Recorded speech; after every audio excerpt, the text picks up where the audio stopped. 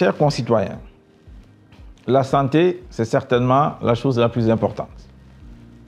Et aujourd'hui, au Sénégal, si vous n'avez pas de l'argent, si vous ne connaissez pas un médecin qui a de la reconnaissance pour vous, il vous est extrêmement difficile de vous soigner. Nous avons proposé que le Sénégal soit réorganisé en pôles régionaux de développement. Dans chaque pôle régional de développement, il y a y avoir un CHU, c'est-à-dire vraiment une unité médicale, un hôpital de type universitaire. C'est cela que nous vous proposons. Ce qui fait que tout n'est pas concentré à Dakar, évidemment.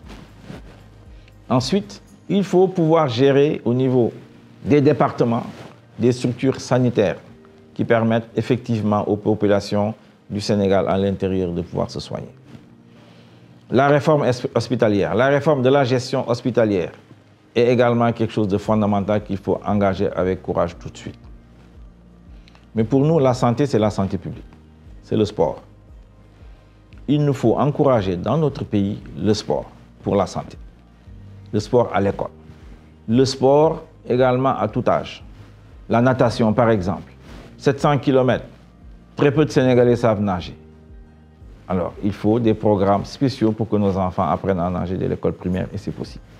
Donc nous, dans notre entendement, le sport, la santé et une alimentation mieux équilibrée, une alimentation, comme je vous ai dit, provenant de notre souveraineté alimentaire, où nous allons nous assurer que ce que nous mangeons sera évidemment bénéfique pour notre santé. Donc, il faut voir un triptyque, alimentation, santé publique et réforme hospitalière pour rendre cela beaucoup plus efficace.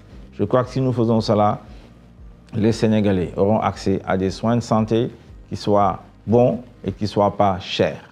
Maintenant, tout ce qui touche à la protection sociale. Nous allons réformer le système des bourses familiales.